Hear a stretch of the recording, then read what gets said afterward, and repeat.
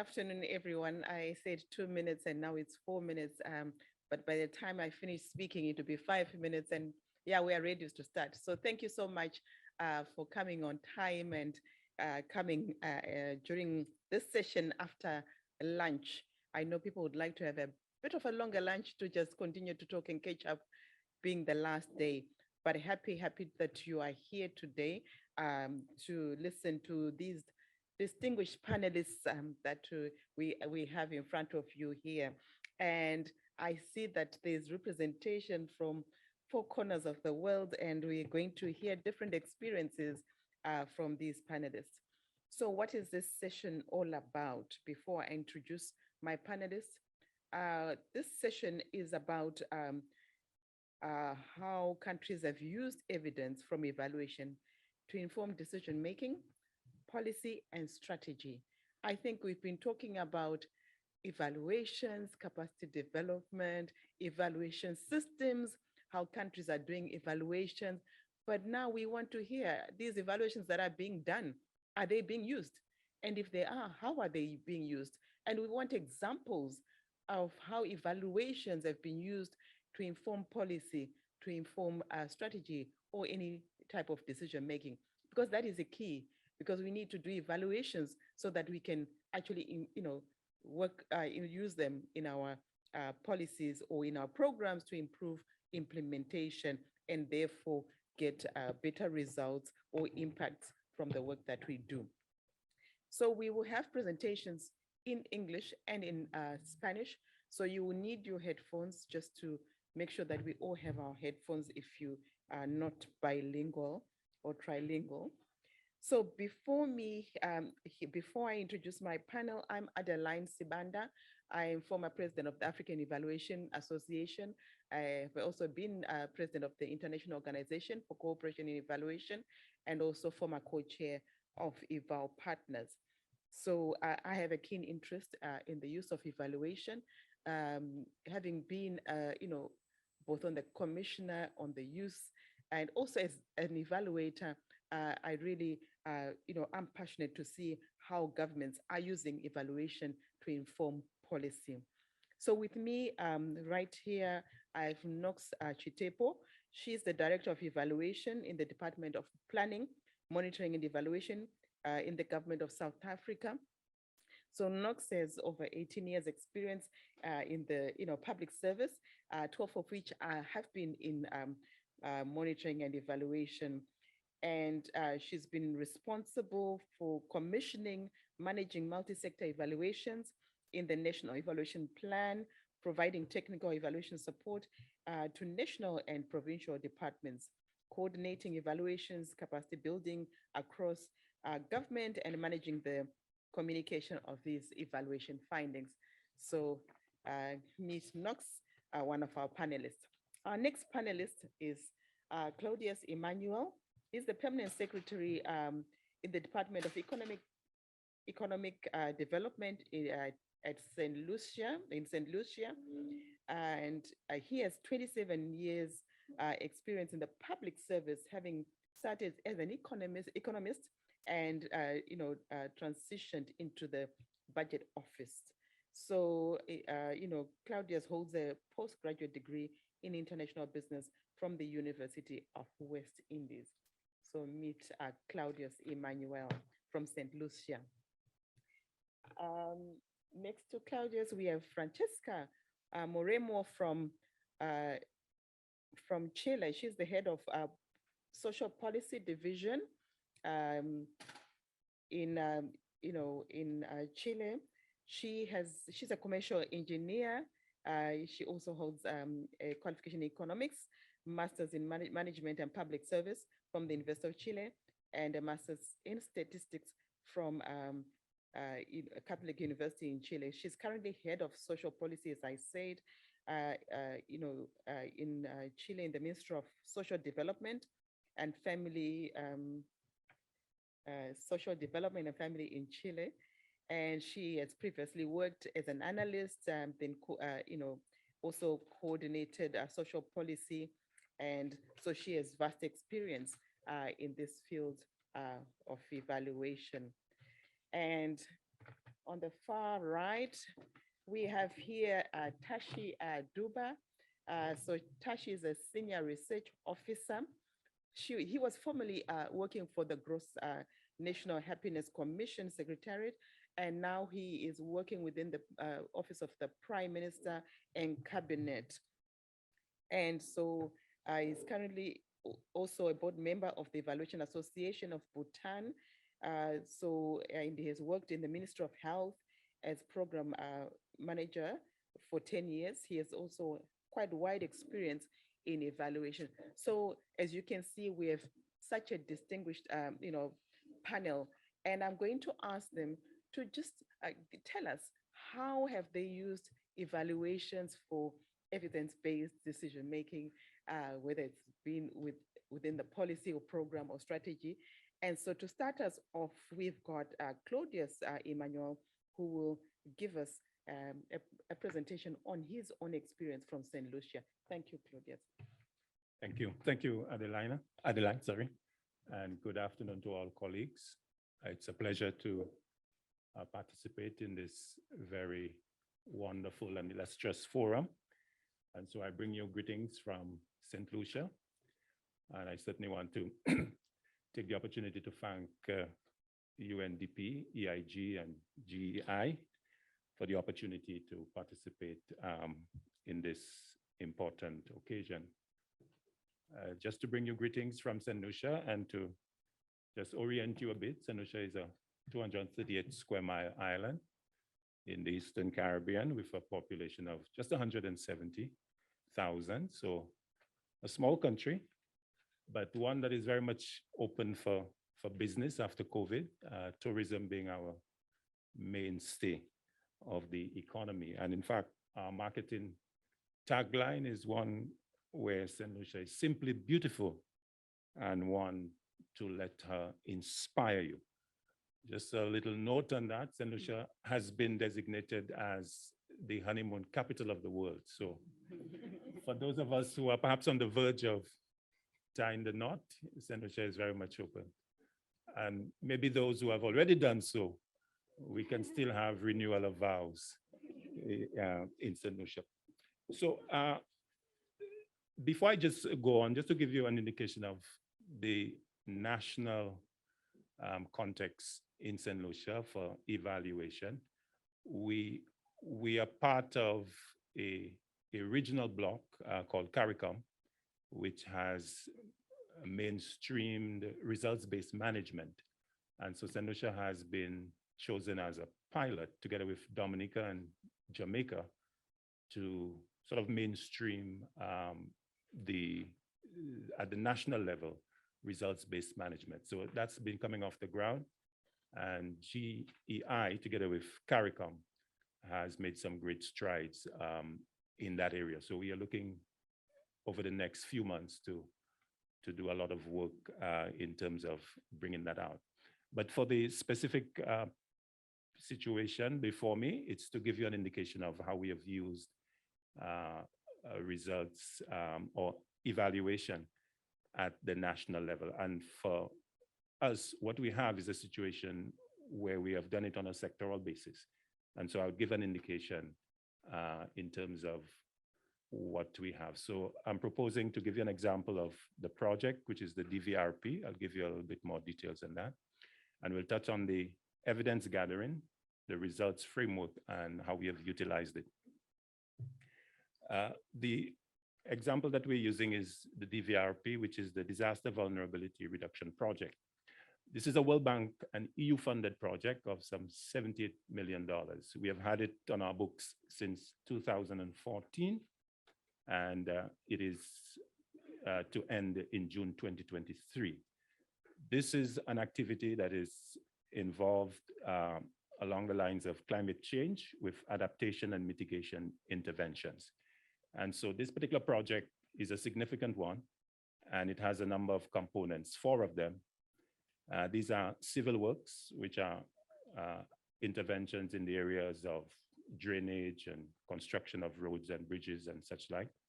There's also institutional capacity building, as well as climate finance to the household sector, as well as project management.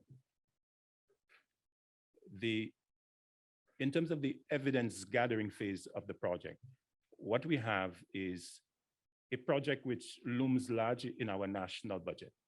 And so if you look at the DVRP, it is one that spans across a number of agencies. And in terms of the monitoring aspect of the project, it is based on the financial management protocols as well as the procurement protocols of the World Bank as well as the St. Lucia government. But of course, it also conforms to the environmental and gender safeguards that are a fixture in the World Bank interventions. So this project obviously uses the country system, and it also is in line with the World Bank and EU guidelines and rules respectively. It of course conforms to the public finance management framework in St. Lucia, under which we have legislation that describes or outlines the macroeconomic framework of the budget. And so for us in St. Lucia, we have a medium-term strategy which outlines the key strategies within which, or the key priorities, I should say, within which we would get activities being funded in the budgets, so that on an annual basis, you would have coming out of your medium-term development strategy, the interventions that you plan to undertake for the budget year. And of course, within the rules of the financial management system, you would do the spending and the necessary reporting of expenditure. And of course, that will culminate in an audit under the supervision of the Director of Audit, which is enshrined in legislation. So that is the country system. And of course, the DVRP project as a key component in the national budget would feed into that system. Coming out of that, there would be periodic reporting requirements back to the World Bank. And so these are conducted on the basis of interim financial reports and periodic missions as the World Bank monitors physical progress on the ground. In terms of the evaluation side of things, the project carries with it as part of its financing agreement an evaluation tool called a results framework, which is to be updated throughout the duration of the project. And so a critical feature of the results framework is the development objectives or PDOs established at the time of project appraisal. These objectives are supported by key performance indicators or KPIs, which are supposed to be SMART, the acronym there representing specific, measurable, attainable, relevant, and time-bound. And so these KPIs are indicated across the 4 components that I presented previously. And this creates a framework for us to be able to track the performance of those KPIs across the lifetime of the project. So at baseline, you would have indicated the level of the KPI, and ultimately you would have a target that you are intending to reach at the end of the program. But within the existence of the program, you would be tracking the actual performance of those indicators. So you are constantly kept in the loop in terms of how you are performing.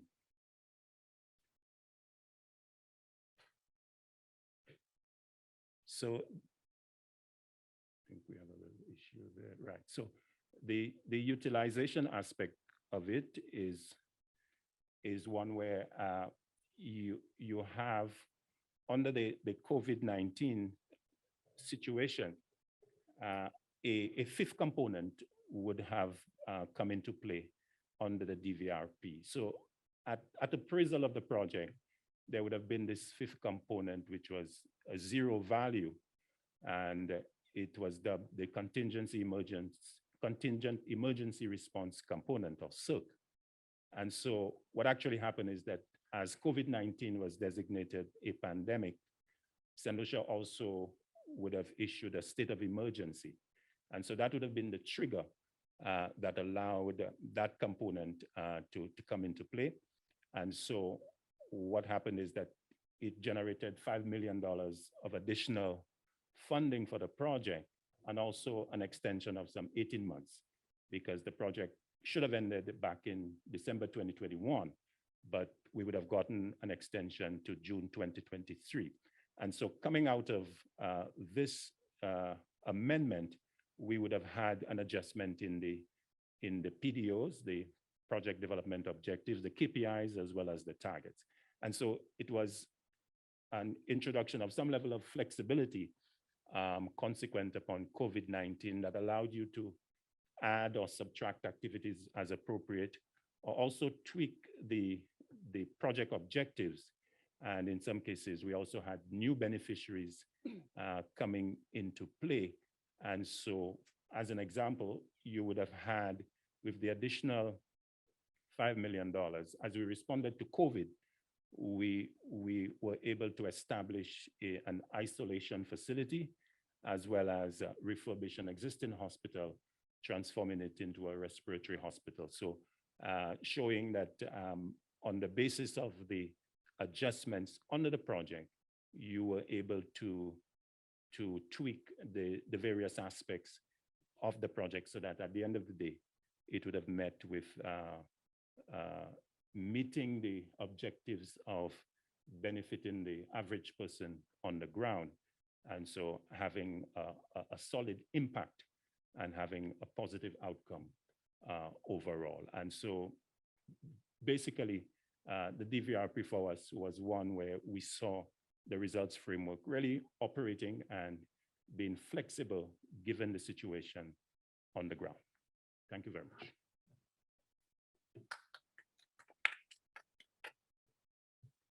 Thank you, Claudius, for sharing your experience from St. Lucia. So what I would do is to get all the panelists to make their presentations, and then we'll open up for questions. So next to present is Knox Jitepo from South Africa. Thank you, Adeline.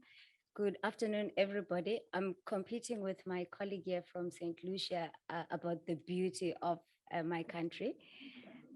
South Africa is an absolutely beautiful country. We have an ocean line that stretches over two oceans, the Indian and the Atlantic Ocean. We have beautiful mountains. We have a mountain range that stretches over 4 provinces in 2 countries.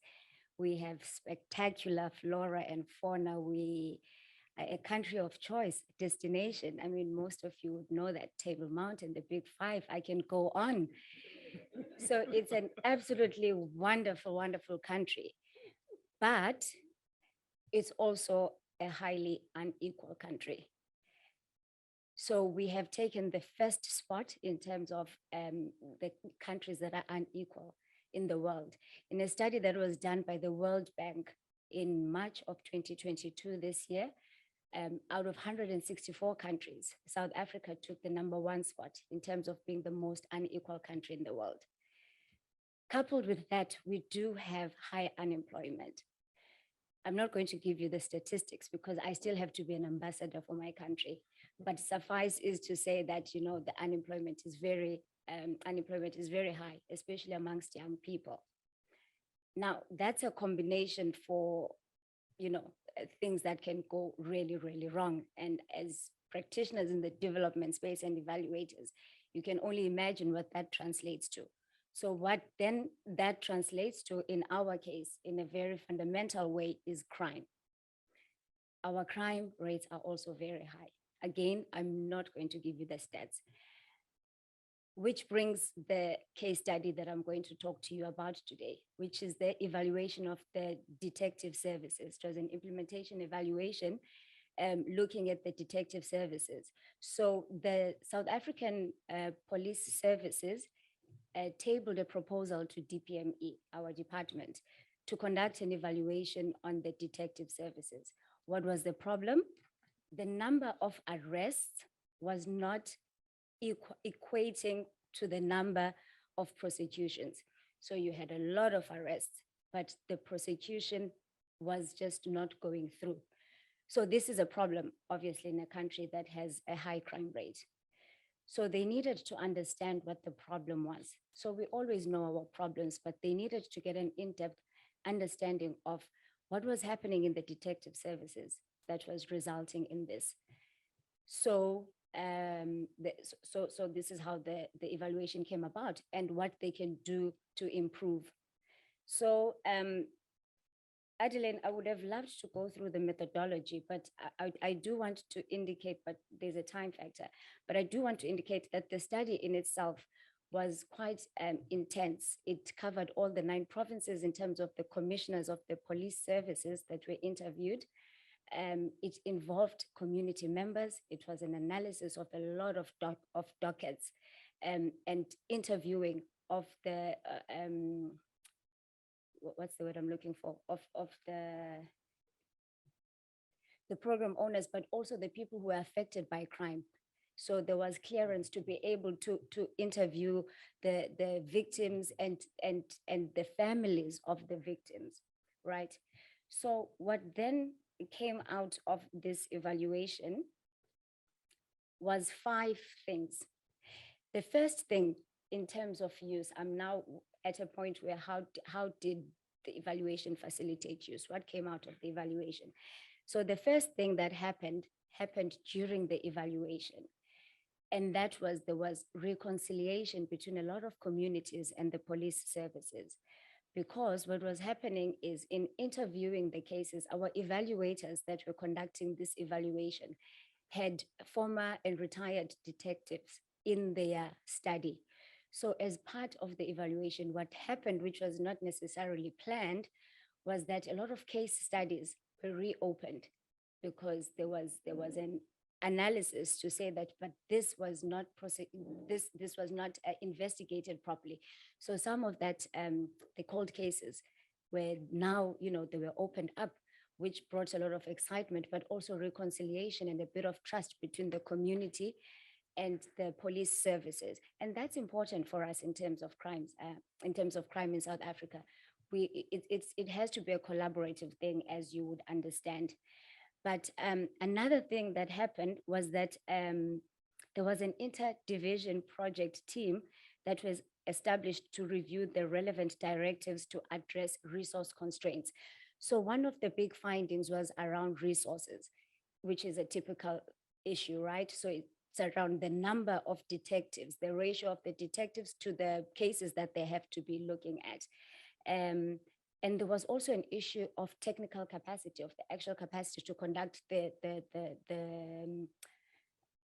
investigations, right? So a task team was then established to actually look at this and review these directives to see how we can address the constraints. Another issue that came out from the communities and the respondents was that they were not getting updates on what was happening in terms of their cases. So the department set around 1.2 million, which is not much, but it was a good start to actually enhance the investigation case docket management system. It's an existing system, but now what it now factored in was to update at different points of the case, from when the point that the case you have lodged it up until the end of the case. And then a detective service strategy is being worked on currently to address the recruitment, training, retention, and career progression of investigating officers.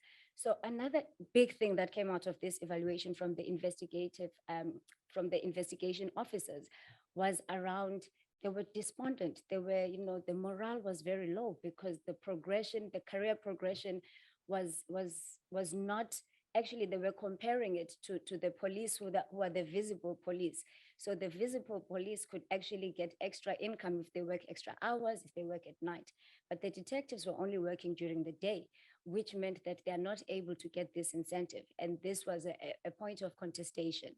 So this is also being reviewed to see how can they be incentivized better in terms of the work that they do, and how can the career progression be mapped out so that it actually stimulates them and excites them about the work. And then perhaps the biggest thing that was announced by our president in the State of the Nation address last year was an intention to establish what he termed a detective services university.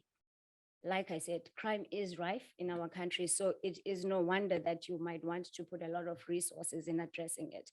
So the university would then look at how they can upscale the detective services, incorporating all the other elements that I've put in around recruitment. Who do you recruit? What qualifications you need? What we can make better? So that's how the evaluation was used. But then I want to touch on, because it's quite, and it's not common that all evaluations are like this. I do want to say that we do struggle with other evaluations in terms of use, but this I thought was really a good case study in relation to the context that we had.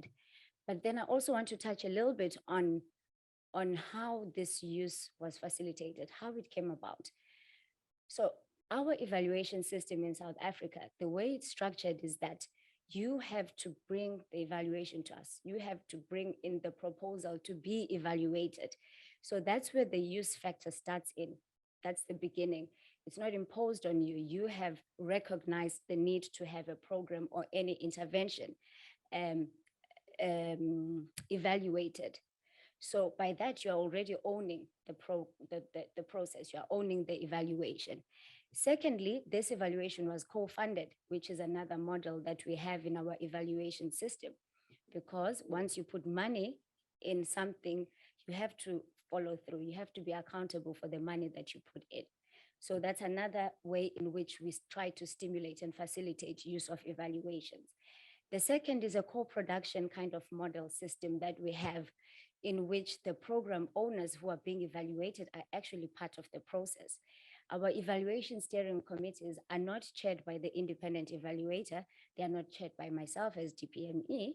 They are chaired by the actual program owners who are being evaluated. They are the chairs.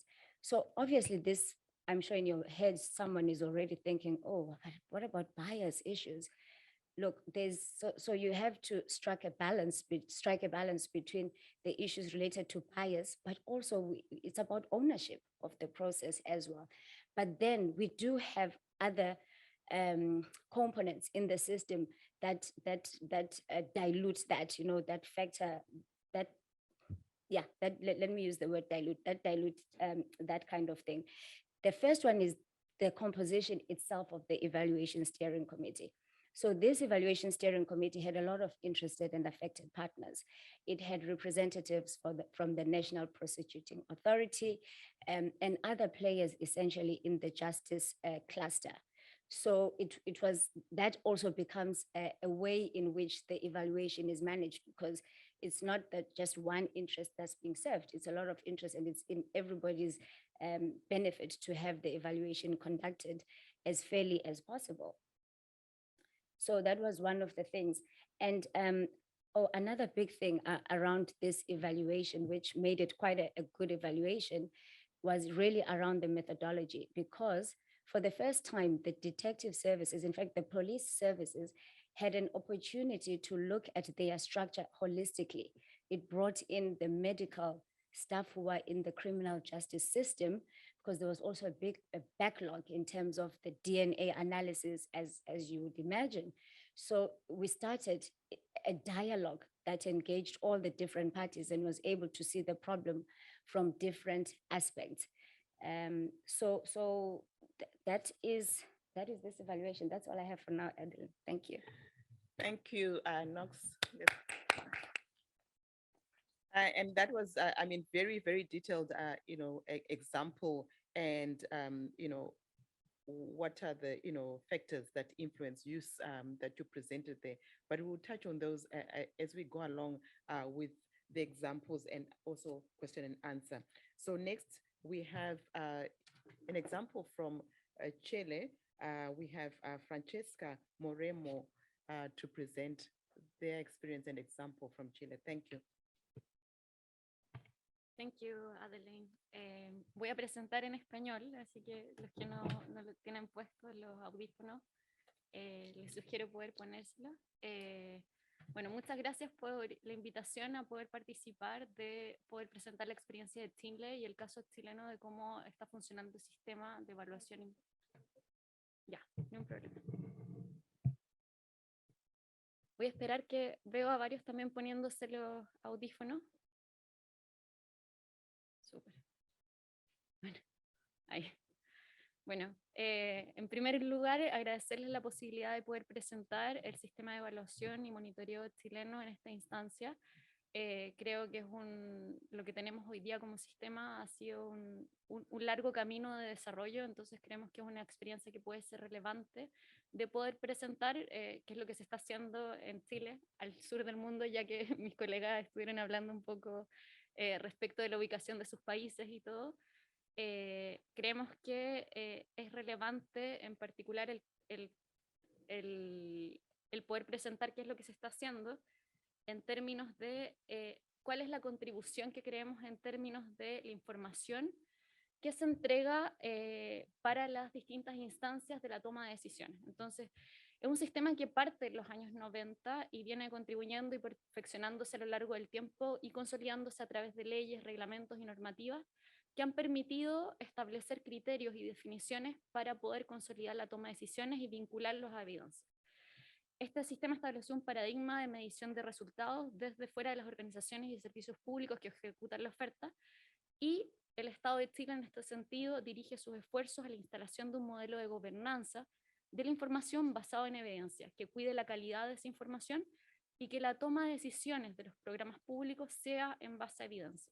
En ese sentido, creemos que también hay un espacio de revisión de los programas públicos en tanto a revisar sus complementariedades, ver cómo están contribuyendo en conjunto a resolver problemáticas que hoy día son cada día más complejas.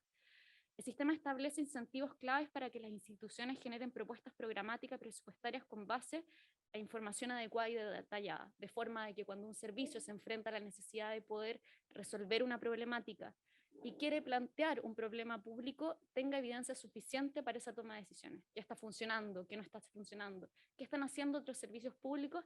¿Y cómo cree que él puede abarcar este tema en complementariedad con los otros servicios? En este sentido, en línea de tiempo, si bien el sistema de evaluación y monitoreo comienza a constituirse en los años 90, hay toda una evolución que se ha producido en términos de institucionalidad. Hoy día, en el 2008, ya se empieza a iniciar lo que tiene que ver con la evaluación ex ante, la evaluación de diseño de programas públicos. Los programas nuevos y que buscan reformularse pasan por un proceso de evaluación de diseño. Esta evaluación de diseño es relevante para la toma de decisiones respecto del presupuesto y es algo que se revisa en conjunto con la dirección de presupuesto para poder hacer coordinación con la toma de decisiones. En el 2012, con la creación de la ley del Ministerio de Desarrollo Social, en la cual yo soy parte de la institución, se consolida el rol que tienen como institución respecto de poder hacer la evaluación de desempeño y de monitoreo de programas públicos respecto de los programas sociales y también todas las evaluaciones de diseño. En ese sentido, hoy día se monitorean todos los programas públicos a nivel gubernamental que se están implementando, y eso es relevante para poder entender en cómo se están gastando los recursos públicos y a qué problemáticas están abordando. Además, en términos del monitoreo, el monitoreo también en el 2012 se establece como un proceso de reporte de esa información, en términos de eficacia, de eficiencia, de también focalización. Además de eso, el 2022, este año, y también el año anterior, se empieza a consolidar un poco más el sistema. ¿Cómo se consolida? El 2021 se crea la Comisión Nacional de Evaluación y Productividad. Esta comisión es un ente rector que tiene una mirada de largo plazo hacia dónde tiene que avanzar este sistema. Con esta institucionalidad se busca fortalecer la idea desde una mirada más externa y no de que la evaluación sea directamente de los ministerios. A su vez, se crean reglamentos que definen cuáles van a ser las atribuciones en relación al Ministerio de Desarrollo Social, que tiene que ver con los programas sociales, y el Ministerio de Hacienda, con lo que tiene que ver con los programas no sociales. ¿Qué es lo que se define? ¿Cuál va a ser el rol? El Ministerio de Desarrollo Social va a tener un rol en revisar la ejecución de los programas públicos a través de su desempeño, pero también las evaluaciones de diseño. Estas evaluaciones de diseño permiten hacer que un programa nuevo o reformulado, cuando vaya a buscar presupuestos en términos de la discusión presupuestaria, cuente con un diseño con una recomendación favorable. y por otro lado define una agenda de largo plazo de qué es lo que se va a ir evaluando a través de evaluaciones ex post. ¿Cómo funciona el sistema? El sistema se ha tratado de vincular cada vez más a las fechas de los ciclos presupuestarios. Año a año se discute el presupuesto que se va a ejecutar para el año siguiente y es relevante contar con información relevante que permita a los distintos actores tener insumos para la toma de decisiones. En este sentido, la evaluación de diseño es la evaluación ex ante, en la cual los programas nuevos y reformulados son ingresados a una plataforma, tienen que entregar la información respecto de su diseño y se ve qué tan atingentes son para resolver la problemática, qué tan consistentes son, qué tan coherentes son respecto de su diseño. A su vez, también ya cuando los programas obtienen este presupuesto y son implementados, al año siguiente se ve su desempeño. Se ve su desempeño respecto de la eficacia, la eficiencia y, en ese y la focalización, y se revisa y se monitorean todos los programas públicos. Esto permite tener información relevante sobre qué es lo que está ejecutando cada ministerio y cómo lo está haciendo y los indicadores que están llevando para poder hacer seguimiento a sus programas. Esta es la evaluación de monitoreo. Y por último está la línea de evaluación ex post, que todos sabemos que es más costosa poder hacer evaluaciones de resultado, evaluaciones de impacto, pero se genera una agenda y un comité interministerial que en coordinación define cuáles van a ser los programas prioritarios. ¿Cómo se definen esos programas prioritarios? Por una parte, cuando se detectan programas que en el monitoreo tienen problemas de desempeño en respecto de su ejecución, ¿cómo se hace esa corrección de esos hallazgos? Esos programas se les solicita que pasen por una evaluación ex ante, es decir, una evaluación de diseño. Por otro lado, cuando se encuentra que los programas tienen repetitivamente problemáticas respecto a su desempeño, a su ejecución, revisada a través de estos indicadores y a través de estos informes que se reportan, ¿qué es lo que se hace? Se solicita que pasen por una evaluación ex post. Pero también cuando no necesariamente ocurre cuando hay problemas en su desempeño que de forma reiterativamente han tenido hallazgos, sino cuando se observa que su diseño no está respondiendo a las necesidades. Entonces, estas dos son las líneas que definen cuáles van a ser las prioridades para ir haciendo este tipo de evaluaciones. Esta información permite luego estas evaluaciones ex post, que son distintos, hoy día hay 5 líneas de evaluación, que se enfocan algunas en evaluación de resultados finales, otras más en desempeño, en costos, en implementación, en diseño, buscan que toda esa información, luego de entregado estos informes de evaluación ex post, puedan ser generados compromisos por las instituciones. Y esos compromisos son relevantes para poder generar estas evaluaciones de diseño. Entonces, todo esto está vinculado al ciclo presupuestario. Cuando el Ejecutivo va al Congreso a decidir cuáles son los programas que van a tener presupuesto, va con la información disponible de todos los informes de recomendación, de los que son respecto de su diseño, la ejecución de estos programas y también las evaluaciones. Y en función de eso se toman decisiones presupuestarias en base a evidencia. Esto contribuye además a que los programas cada vez vayan mejorando su diseño y vayan entendiendo qué es lo que están haciendo los otros servicios para contribuir a las mismas problemáticas. ¿Cómo funciona en términos de institucionalidad?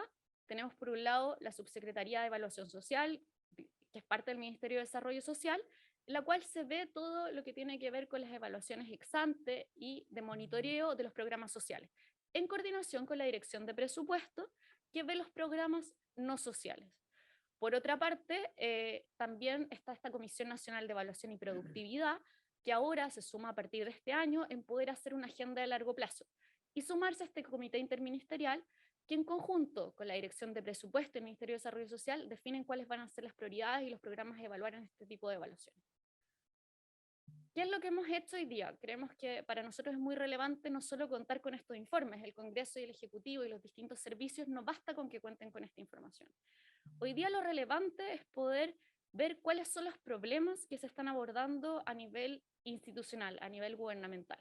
Cada servicio implementa sus distintos programas, pero pueden estar contribuyendo a una misma dimensión, pueden estar contribuyendo a un mismo problema principal o un problema específico. En ese sentido, trabajamos con el Programa de las Naciones Unidas para el Desarrollo en poder mapear toda la oferta pública que hay a nivel gubernamental y poder categorizarlas en estas 10 dimensiones que pueden ver ahí, y 46 problemas principales y 170 problemas específicos, y ver cómo los distintos servicios contribuyen para resolver cada una de estas problemáticas y cuántos recursos públicos están yendo a cada una de estas dimensiones y a cada uno de estos problemas. ¿Cómo se disponibiliza esta información? Se pueden hacer estos mapas a través de la plataforma ahí que está el link en la presentación, y uno puede mirar cuáles son las áreas críticas que están siendo abordadas hoy día en términos gubernamentales por el gobierno chileno. A su vez, se entregan estos informes de desarrollo social que se entregan al Congreso y están disponibles y públicos, que hacen un análisis de esta información, porque la relevancia hoy día no tiene necesariamente y únicamente que ver con el tema presupuestario, sino que entender cuáles son los problemas, cómo se están resolviendo y qué es lo que está haciendo el gobierno para resolverlos y cuáles son los ejes prioritarios. Este informe de desarrollo social hace un análisis más exhaustivo de las problemáticas y los problemas que están siendo resueltos. Hoy día creemos que la normativa ha permitido consolidar bastante el sistema. Creemos que disponemos de información cada vez pública que pueda ser relevante para la toma de decisiones, pero aún así creemos que hay cosas que son desafíos en los cuales queremos seguir avanzando. En esta línea, creemos relevante el poder fortalecer las distintas líneas de evaluación para que tengan esta mirada sistemática y que la evidencia que se va obteniendo de cada una de estas líneas pueda ser considerada para los distintos actores que forman parte del sistema. Además, creemos que hay que promover esta nueva institucionalidad con esta Comisión Nacional de Evaluación y Productividad, que va a dar una mirada más estratégica de lo que tiene que ver con la evaluación, y poder tomar esta información para poder ir mejorando cada vez más el sistema desde una mirada sistemática de lo que se está haciendo y mejorar la calidad de los programas públicos. Además, creemos muy importante el poder avanzar en los derechos humanos. Hoy día, cuando los programas ingresan a estas evaluaciones de diseño y se revisa qué están haciendo, cómo plantean su objetivo, su propósito, cómo van a atender a esta población, los indicadores que van a revisar, también se les consulta cómo van a abordar los distintos enfoques de derechos humanos, cómo abordar las diferencias de género, cómo abordar las diferencias en términos de discapacidad, y creemos que eso es algo que se tiene que ir fortaleciendo, no únicamente en el diseño, sino en la ejecución. Entonces es una mirada que queremos apuntar y poder ir fortaleciendo cada vez más. Y por último, creemos que hoy día la toma de decisiones tiene que ser en base a evidencia, y en ese sentido fortalecer el sistema y que esto tenga una lógica de ciclo es relevante. Queremos poder generar más instancias de poder poner a disposición esta información a los distintos actores para que cuando se creen nuevos programas o se ejecuten programas sea en base a evidencia, entendiendo que las problemáticas son poco complejas y requieren más de un programa para poder resolverlas. Eso, muchas gracias.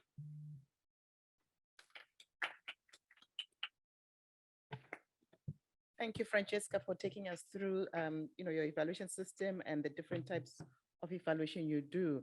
And last but not least, we want to hear from the experience of Bhutan. We have Tashi Duba.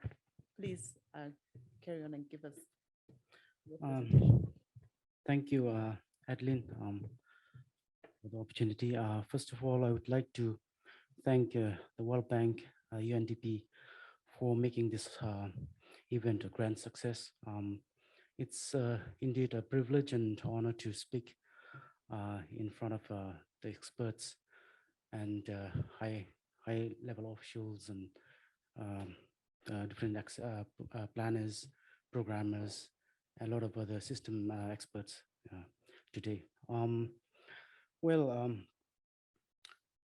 think it's very important to understand our system. I will not really delve into one particular evaluation that they've carried out, but I think it's very important to understand our system, how it works, and what we have done so far, which is critical. As you can see, I think it's very important to go back in time, how our development took place, and accordingly, the M&E evolved over time. Our planned development took place in 1961 under the chairmanship of His Majesty the King, the third king, the grandfather of current king. And there was, although there was no written evaluation policies and plans, His Majesty used to take the lead in, discussing with the people at the grassroots level and formulate the plans, and at the same time do midterm reviews and terminal reviews of the plans. And in 1981, to further develop this, to make this, development plans more grassroots, more, closer to the people, His Majesty is sort of commanded to form a district development committee where district governor and represented by a few people's representatives are there to discuss the development plans. And slowly in 1991, the block level development committee was formed. And it is in these times that the gross national happiness plan policy was embedded in plans and programs gradually. In 99, the 50th National Planning Symposium had recognized the establishment of a standardized national M&E system. And at the time, it was also felt that the country need to have a vision document. And accordingly, in 99, to celebrate the centenary of the country, so the government developed a Vision 2020 to chart a roadmap for the development. And in 2005-6, around 2005-6, in coordination with the UNDP, there were, I think the national M&E manual was developed as an standardized M&E system in the country. And it was in 2008, we started working on the RBM approach to planning and budgeting. So we started this in 2006, and we could successfully sort of embed that in the 10th five-year plan by 2028. 2028 is 2008 was a very significant event in the country.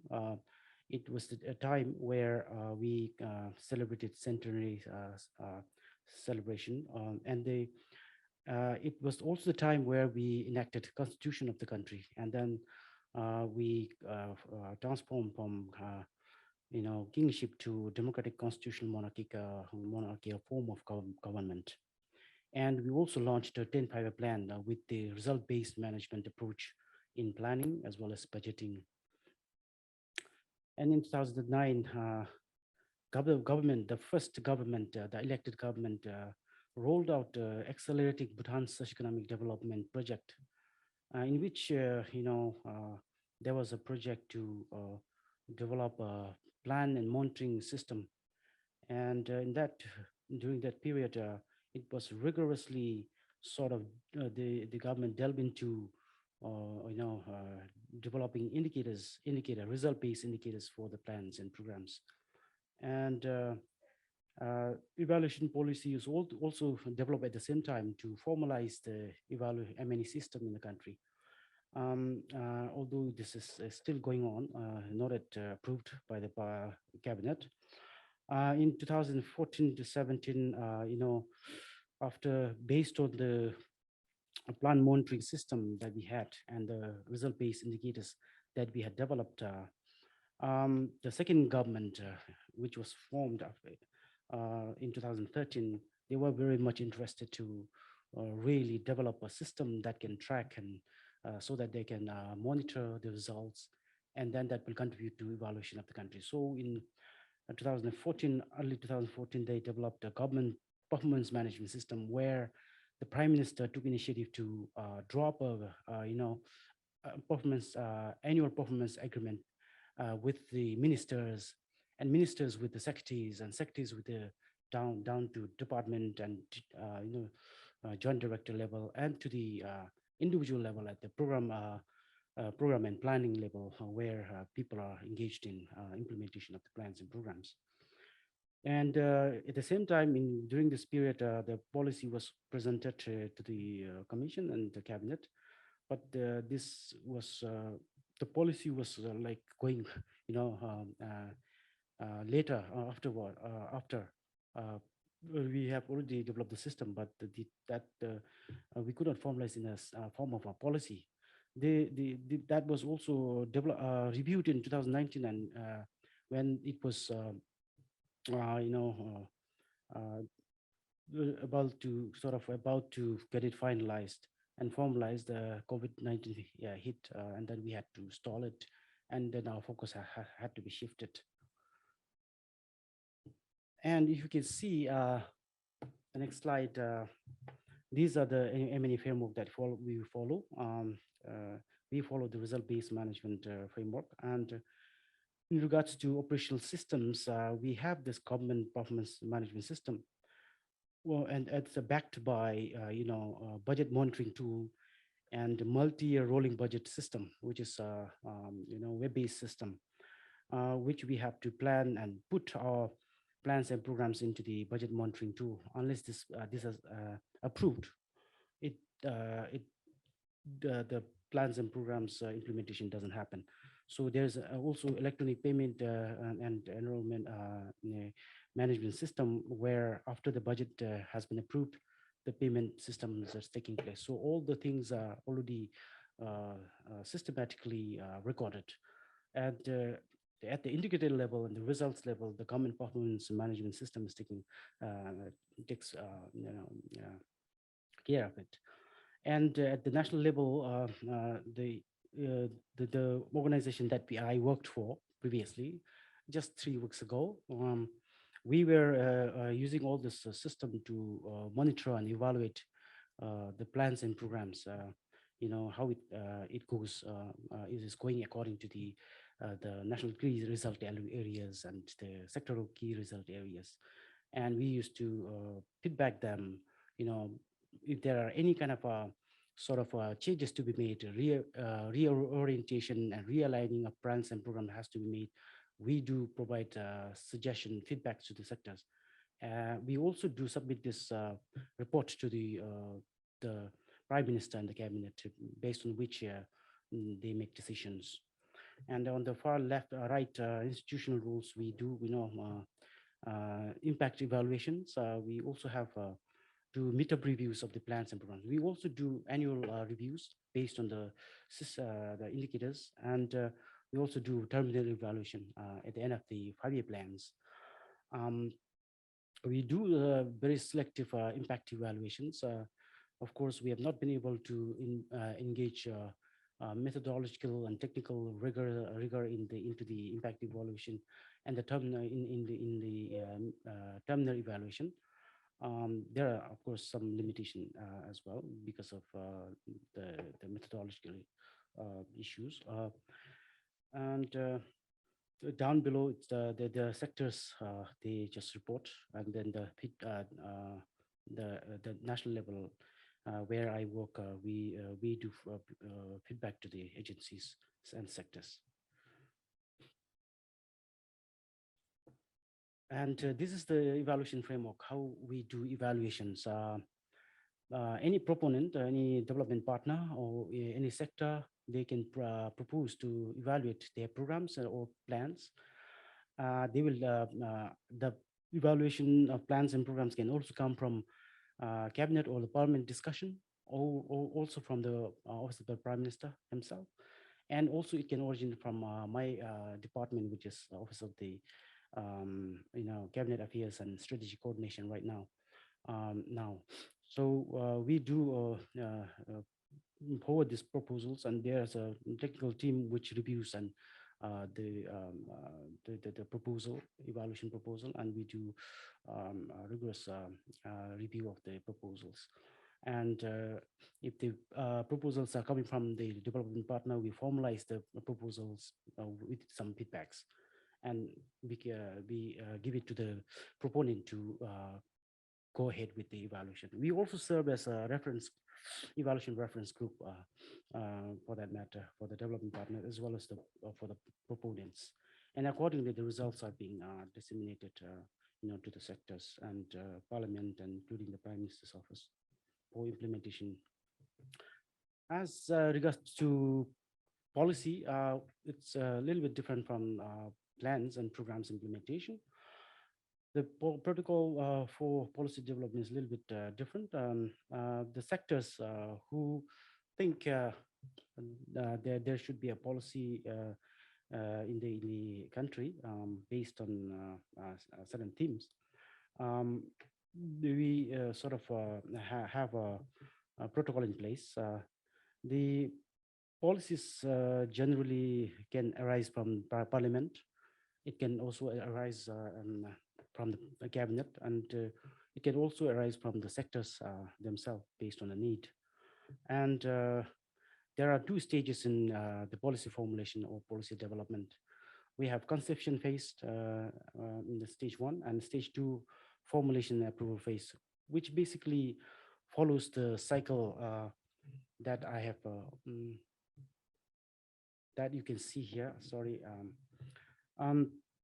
We can, my department is a reviewing body, and submissions are being proposed by the sectors who need the policy to be developed.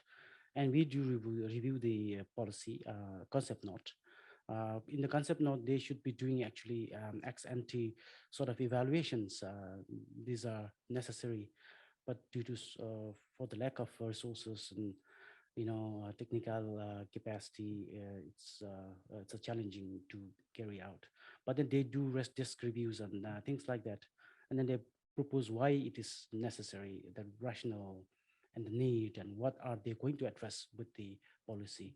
So this concept note comes to us, and then we review it, and then we feedback to the sector if there are any necessary changes to be made, whether improved, whether it has to be dropped. We do that feedback, and then after the if the policy is really necessary, then we do submit it to the cabinet, where cabinet gives the go ahead or the approval, and then we send back to the sector to come up with a policy. And that's where stage 2 takes place. They start formulating policy, and after this policy formulation, we provide the approval of the policy formulation. They take over the policy formulation, and again for the second stage as well, the whole process takes place. And for a very important thing is that we also have cross-national happiness screening tool, which is about 22 indicators. We use 22 indicators to screen out the policy. A minimum of about 10 to 15 people of the proponent sector has to assess using this GNH screening tool. And we at our level, at our department, in my department, we involve 10 to 15 people to evaluate the policy and screen through the GNH screening tool. And we also do embed some best practices and lessons. And there are exception to policy formulation, which is basically royal command, if it comes from royal command. And we also, if there's any next national exigencies like COVID-19, it doesn't involve any policy. I'm almost done. What we have done is like, it's very, I think, beneficial of evaluations for public policy and planning in our country. It really guides in realignment and prioritization of plans and programs, especially annual and 5-year plan programs through annual and midterm reviews and terminal evaluations. And secondly, it promotes evidence-based policy and decision making at the for the decision makers. For example, we have done national policy formulation ex ante evaluation in order to develop national policy for persons with disabilities, and similarly for senior citizens, which is in progress right now. And it also provides best alternatives for and recommendations on the planner and program being implemented. Like we did the industrial development grant scheme evaluation in 2021, which I led the evaluation. And it supports easier and quicker and better decision making for the government. And we do have challenges. There is I must say, we know that there is a benefit of evaluations for the policies, plans, and programs. but there's a gap between what we know and what we practice implementation. Mainly it is because of the following issues like limited expertise and capacity in evaluation in the government. And we also do lack resources to support commissioning of the evaluations. And there are we have also limitation in human resources as well. And moving forward, we also plan to sort of promote evaluation as a priority in the government and strengthen the institutions in the country. We have Evaluation Association Bhutan, which is a CSO, which I am a board member to, and we are discussing how to go about strengthening this evaluations and make it mandatory in other sectors. And we also need to invest in capacity development. Another thing is we are thinking of making mandatory evaluations of large projects in the sectors for example, if it is a ECCD, if it is a, mother and child care. So these things has to be evaluated. And we also need to foster networking, strengthen existing linkages for effective evaluation in the future. With this, I would like to thank you. I'm so sorry for taking too much time.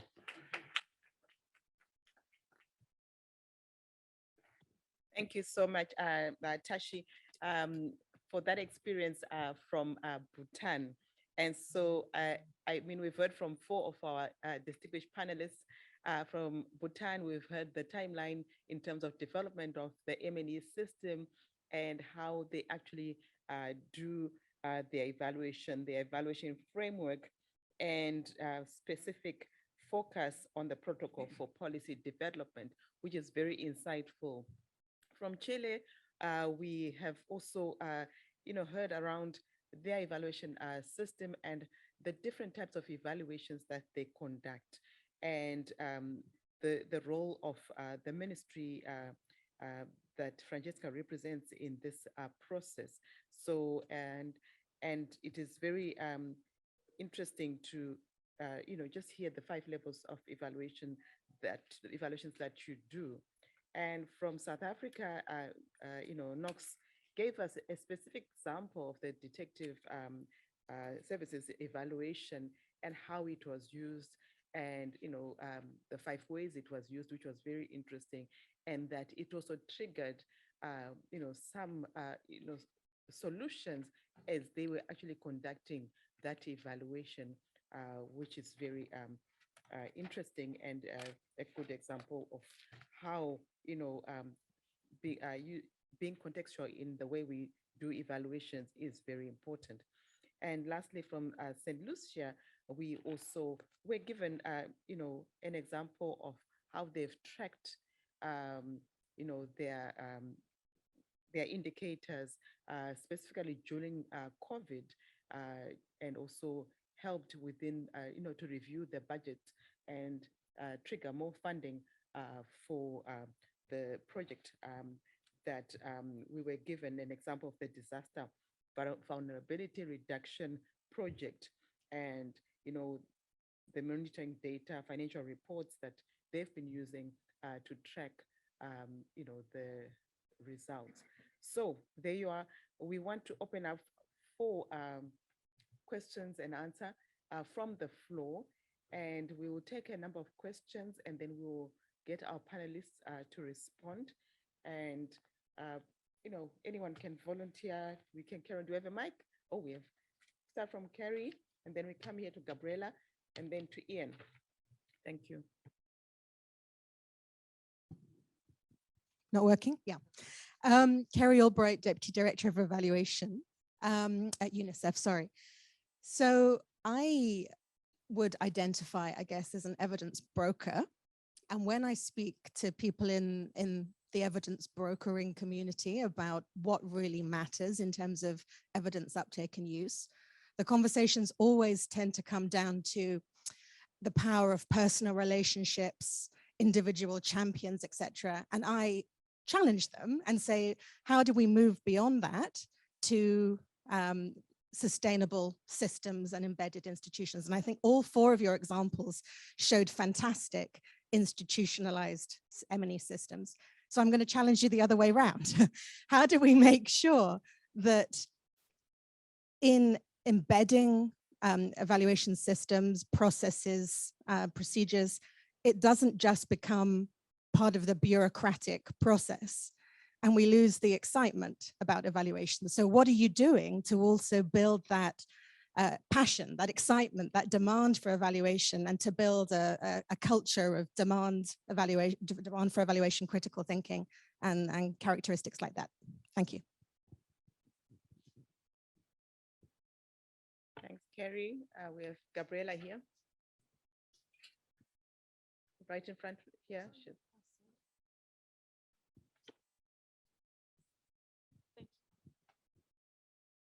So my question, actually, I have two questions, one for the four of you. This morning, we were listening about learning. How is the learning component within your M&E systems? And I have a question for Francisca in particular. Are the commitments like tied to any budgetary restraints, or how do you assure that actually those commitments are complied? Thank you. We move to Ian.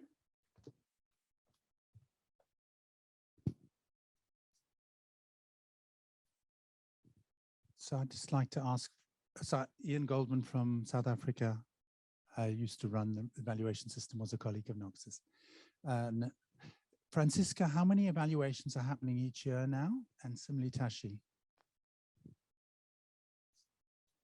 Okay, thank you. And then the gentleman in front here, and then we'll get the panelists to respond. So good afternoon. Gilson Pina, National Director for Planning from Cape Verde. I have two questions. I think it can be answered for all the panelists. The first question is about how do you think about the challenge you have in terms of the coordination, in terms of the models for the evaluation? So there's this very models, how you can think how the best one you should do for your perspective and also for the experience you have for your count. Another one, Mr. Tashi point out in terms of who asked for the evaluation, but I think all of you can also give this opinion in terms of how we can do in terms of the choosing the evaluation system in your council. Why we have to wait for the discussion in Parliament, or some partner has to us to do some Parliament? So there is a possibility to have some coordination and also the planification in terms of what we have to do during the period that we have to do the evaluation. So the question is it possible to have a real coordination and to know what we have to do or what we want to do during the period, and if it's possible to see who have to choose this planification? Should it be the Minister of Planning, the Minister of in charge of the evaluation, or there is a system that can choose, or during the execution we have to select? So we have to do this evaluation, but someone has to prepare and also to say that those programs should be evaluated during the period for evaluation. So thank you very much. Thank you. We'll take those questions for now. If I could ask the panelists to be short and to the point, and you don't have to answer all questions. We're starting with Atash, and then we come this way around. So you can go ahead. I think there were specific questions targeted to at you, and maybe you can start with those. Thank you. Yes. Thank you for the questions. I think regarding demand creation, I think protocols and guidelines are very much necessary as part of our evaluation system in order to have a very strong and robust evaluation system. Without it, I think there won't be any control over the evaluations. At the same time, there won't be any quality of the evaluations if you don't have that kind of guidelines or protocol in place. I think in creating demand, I think that's where we have problems as well in terms of, although there may be demands in the government, there is a, as I mentioned, there are a series of limitations within us. The first of its kind is the human resource capacity. And the other thing is very much a resource driven limitations, because there are several demands from the government as well. The Prime Minister himself, during the cabinet discussion, he directs us to evaluate some projects or some areas or thematic areas. At certain times we won't have any resources to do that, but then we have to make do with whatever we have and devise ways and means to get out evaluations, probably using through mobile phones with the minimal budget that we have, in place. And through those, I think we need to also devise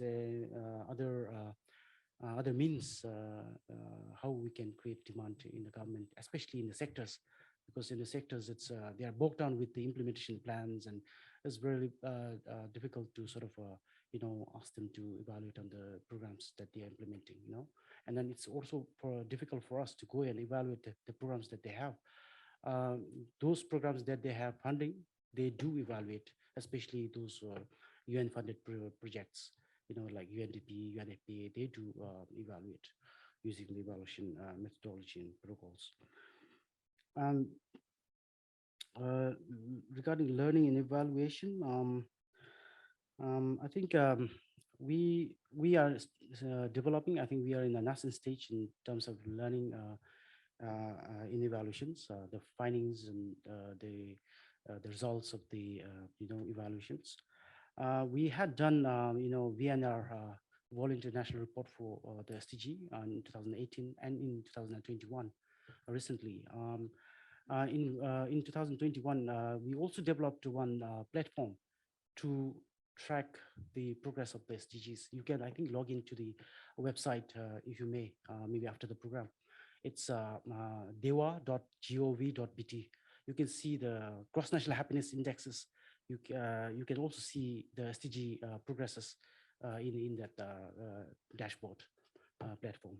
We have already, put those indicators in there, and we also sort of planning to, make a repository or where we can use those findings in our department, because it's very young. We are just, we have just been in the new department for about 3 weeks now, so we are planning to, sort of improve upon that. I guess we And, can pass on to thank you, please. Francesca, Yeah. so we get everybody to respond. Thank you.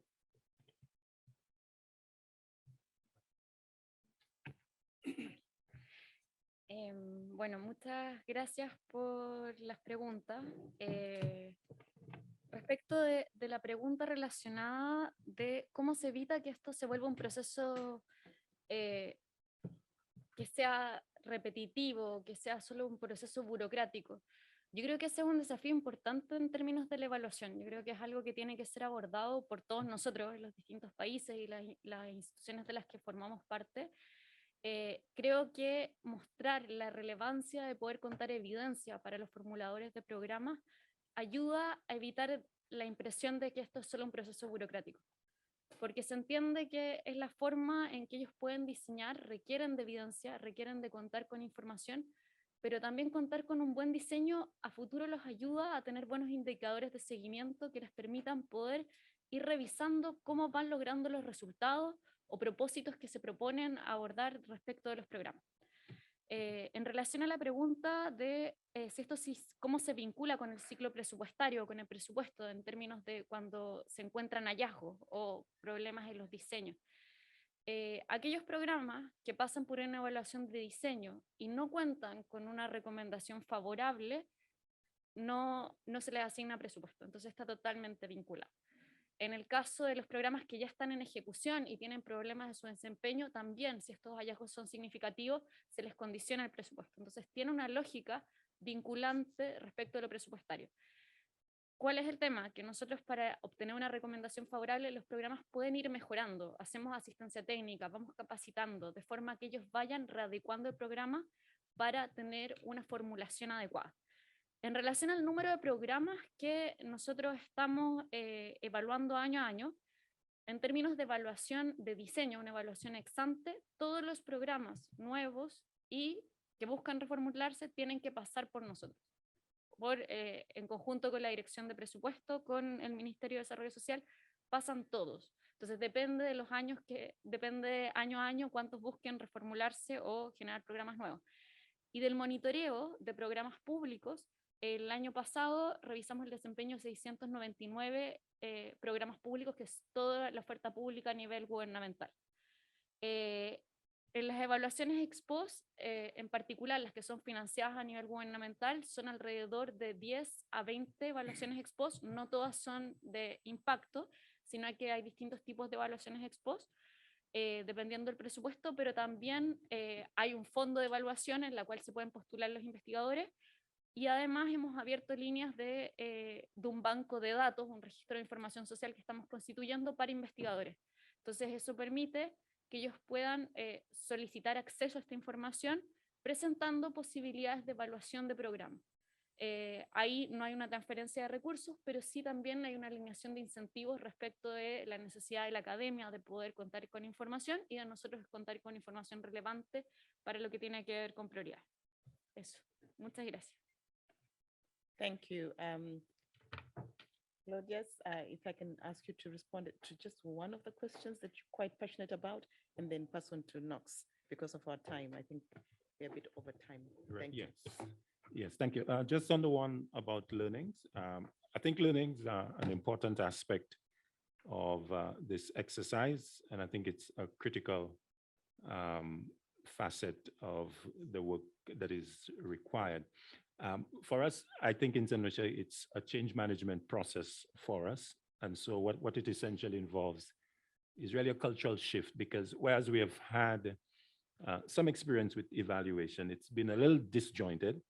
So I think with the approach that I mentioned earlier with the regional set up by CARICOM, I think it would allow us to sort of formalize it and create greater excitement. Relatedly, you ask about the passion. I think with sufficient championing by key persons, together with a partnership approach from the key stakeholders, I think that's a way that we can really make a dent in that area. Thank you.